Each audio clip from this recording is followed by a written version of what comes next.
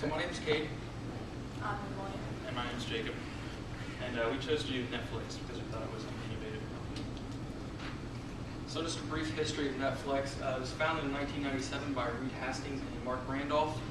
The initial business was just rent out DVDs by mail. In 2002, the original CEO, Mark Randolph, left the company, pushing Reed Hastings in as the new CEO.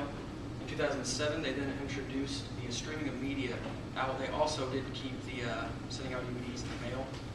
Then Netflix entered the content industry in 2012 with their first show, Lilyhammer. And today, in 2019, Netflix is available in over 190 countries with 139 million paid subscribers around the world.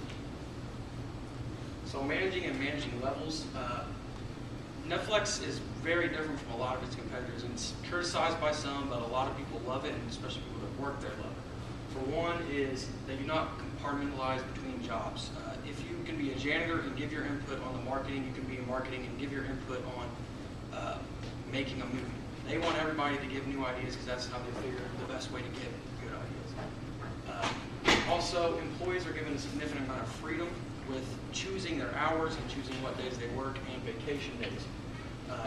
Now you might think that will allow them to have too much freedom and they'll start taking off every day, but managers do perform the keeper test randomly, which is they ask themselves, if this employee left and went to another company, would we miss them? And if they say yeah, they just fire them. So some competitive advantages of Netflix are they have a really simple design. It's really easy to use. There's not a whole lot of buttons you have to press to go to this to find this. It's just really easy to find your shows.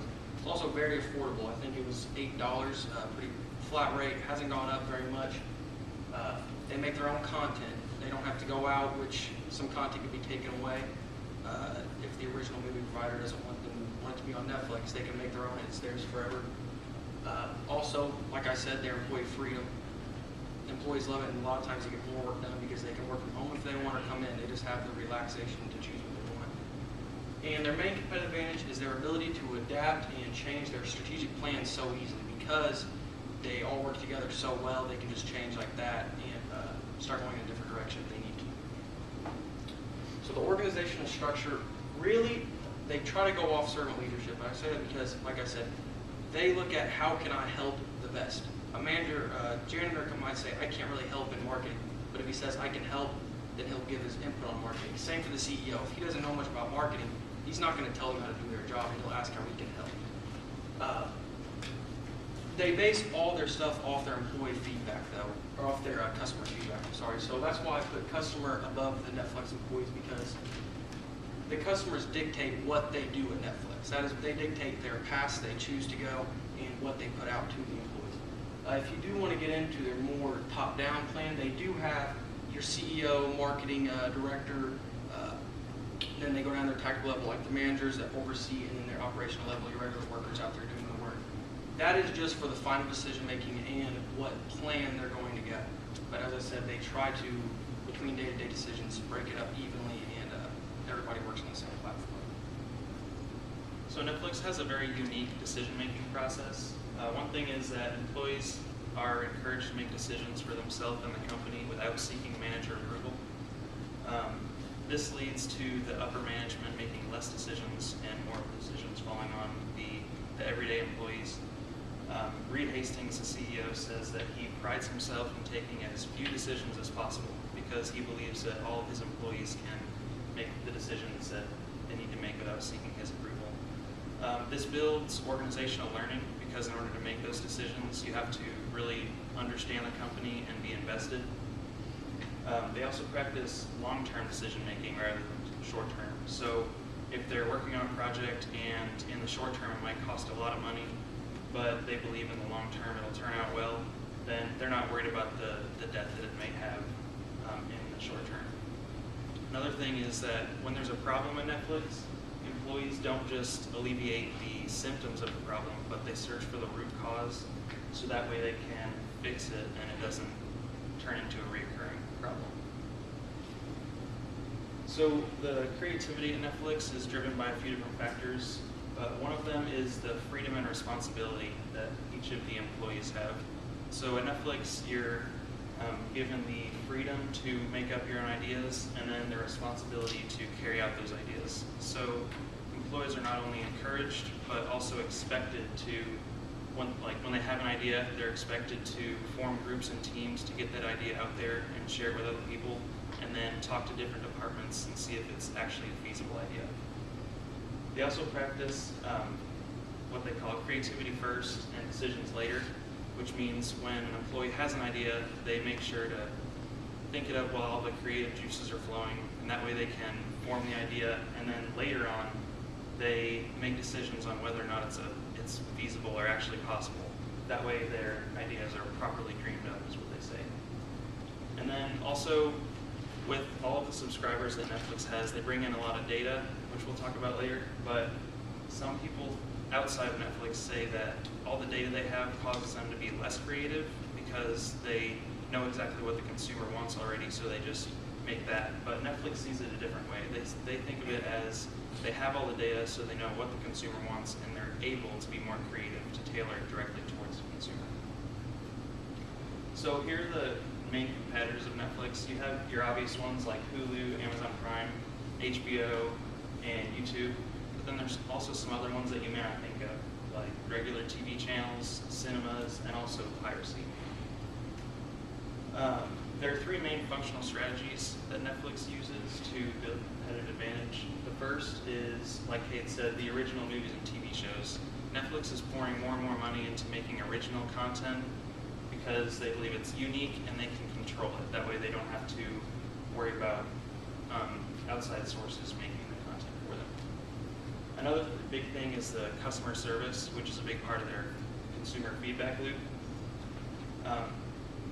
At Netflix, when you have a problem, you talk to a representative, and that representative is encouraged to stay on the phone with you the whole time without transferring you to a different department or sending out to someone else. That way, you really get to know the consumer, and the Netflix representative understands you more, understands your problem more.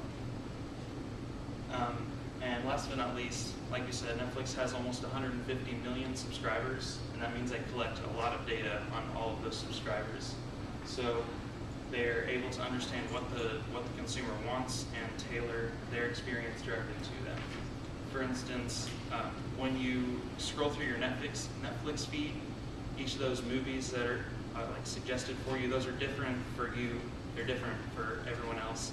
And not only that, but the pictures that you see for those movies are actually different for different people. So with the data they collect, they can kind of assume like this person might be more attracted to this picture, so they show that instead of like a different picture they might show for somebody else for the same movie or TV show. Right, for SWOT analysis, the strength of Netflix is that they have their own original content, and they started producing that in about 2012, and just brings a unique edge to Netflix that other competitors don't have. And then they've also built up their brand image from renting out DVDs. A weakness of Netflix is their content being pulled because they don't own all of their content, and it's being pulled to be put on different platforms of what they own. Also, they're $21.59 billion in debt from customizing Netflix in 190 plus countries. And then a threat for Netflix is other competitors like Hulu. About 18% of Americans watch Hulu, and Hulu has stuff like live streaming of new shows that come out like the day before.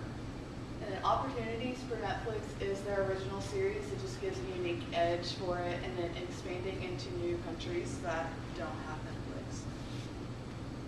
For the 5 forces, how Netflix deals with new entries into the market is they innovate their services and products. Netflix is always changing out of new stuff, so it just gives them competitive advantage. And their economies to scale, they try to keep their prices really low, make it affordable so everybody can use it.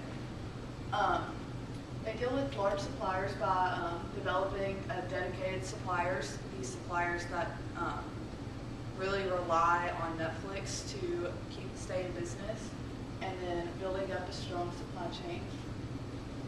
And they deal with their customers by really targeting a large customer base. Like he said, they customize Netflix for each customer that has it. And also by coming out with new products, new movies, new shows that are only original to Netflix. And then they deal with threats of new competitors by really doing customer service. Netflix really focuses on customer service and changing what people don't like about it. And then they deal with their rivalry by producing new content and stuff that's unique to only Netflix. And then the groups and teams, like they both said, Netflix is really, they have self-managed working teams where they basically have the freedom to make their own decisions, and within that, it really drives creativity and innovation. So in conclusion, Netflix is a really innovative company that's constantly evolving with the times and new wants and needs of the customers, and always will be there to cater to the needs of customers. All right.